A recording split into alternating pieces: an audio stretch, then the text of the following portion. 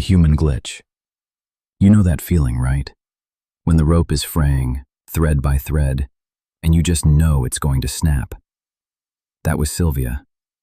For weeks, maybe months, she'd been living with that slow, inevitable pull, the rope tightening around her neck. Her boss, Jules. God, Jules. A woman carved from pure, unadulterated acid and corporate buzzwords, had been riding her hard. Faster, she'd bark.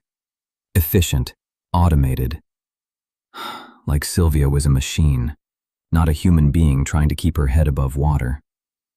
The commute was half an hour, bumper to bumper, and every single mile was just fuel for the fire. Silvia would grip the wheel, knuckles white, imagining Jules's smug, pinched face, the way her eyes would dart around the cubicle farm, always looking for a weakness, a pause, a moment of humanity to exploit.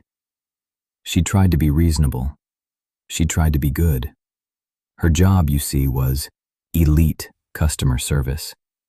That means the complaints that landed on her desk, they weren't just angry, they were personal. They came from people who knew the CEO's dog walker, people who considered their grievances a personal affront to their very existence. These weren't easily placated. They needed the white glove treatment, the silk-lined apology, the kind of empathetic verbal massage that took time, skill, and a piece of your soul. Silvia was the best, consistently. Highest success ratings, highest loyalty scores, turning irate millionaires into brand apostles. But her call times were long. Her ticket count, by comparison, was low. And in the brave new world of cost-cutting and AI, low was a four-letter word. Jules didn't even try to hide it. The constant drone of AI is the future, optimizing human resources, synergy with automated solutions. Everyone knew they were just training the robots to take their jobs. Every call, every painstaking apology, every moment of genuine connection Silvia made was just data, fodder for the machine. Yesterday had been the last straw. Silvia had slipped away to the restroom, just for a moment to breathe. When she came back, Jules was there, a looming predatory shadow in her cubicle doorway. "Where were you?" she'd demanded, voice low, dangerous. Silvia had said politely, "In the ladies' room." And Jules, God help her, had actually sneered. "You should use your breaks for that, Silvia. We don't pay you to wander the halls." The worst part? Everyone around them, heads bowed, headphones on, pretended not to hear. Just the quiet click of keyboards, the low hum of the fluorescent lights, and the echo of that casual cruelty. Silvia had just stood there, dumbfounded, the blood pounding in her ears. So today, when she logged in, before her coffee had even cooled, there Jules was again. Standing so close, Silvia could smell her cloying perfume. But this time, the acid was gone, replaced with something almost fawning.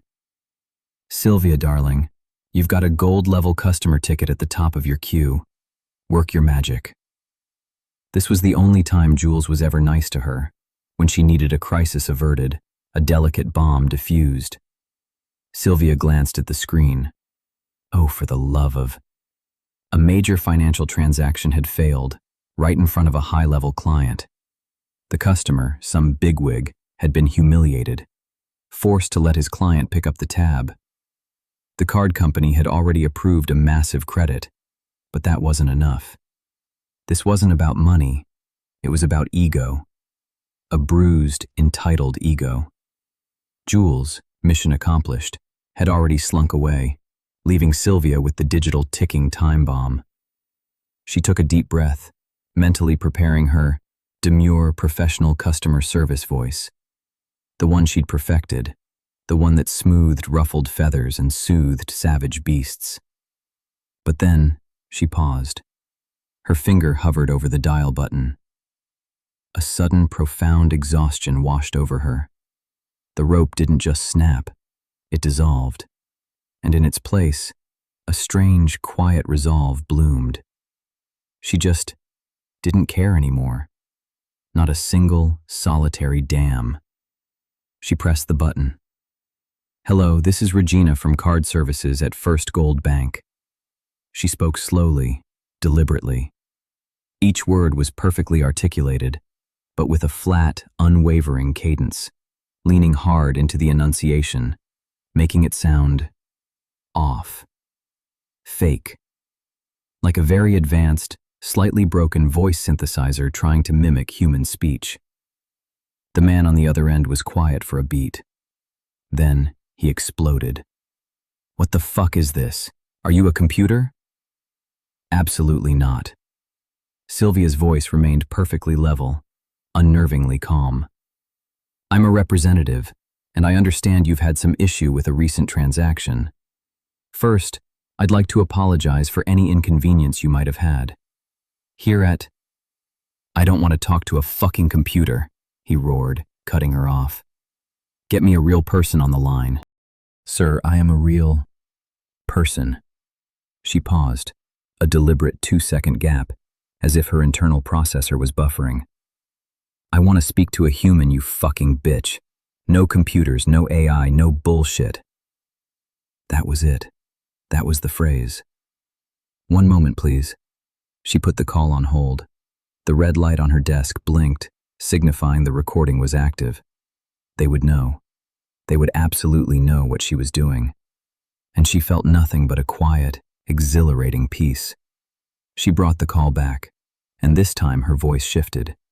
It was still robotic, still that flat, overly enunciated tone, but it carried a different timbre, sharper, more authoritative. It was Jules, or rather, a soulless, automated parody of Jules. "This is Jules." The voice clicked through each syllable. "I'm the executive manager of client relations here at First Gold Bank. I understand you were having issues with Regina." The line was silent for a long moment, even longer than before. You could almost hear the man's brain buffering this time. "Is this another goddamn computer?" he finally managed, his voice thick with disbelief, a hint of something fragile in it now. "No, sir. I'm the executive manager of client relations. I understand you had an issue with a recent purchase."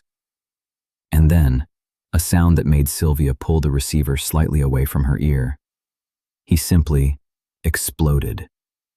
"This is ridiculous. I golf with your fucking CEO. This AI bullshit has gotten out of hand." Then, nothing. The line went dead.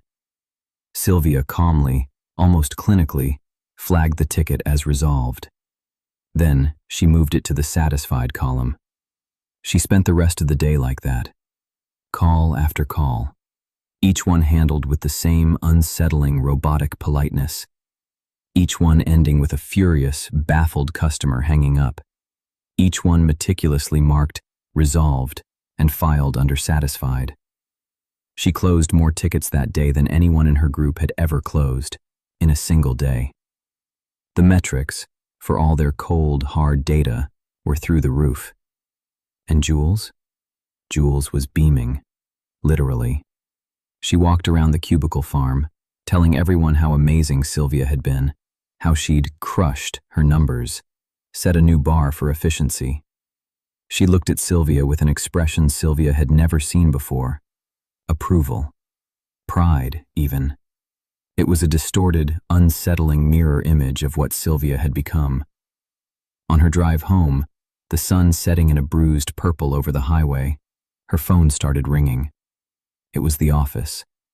She ignored it. It rang again. She looked at the caller ID, then at the glowing screen, a soft smile playing on her lips. She shut the phone off. Silvia never returned to the office again. She just vanished. But she heard things later, through the grapevine, through whispers in the industry. The company, her old company, went out of business. It folded. The rumor was that an experiment with AI had gone catastrophically wrong, losing them their top clients, all of them, and that the AI somehow had learned, poorly.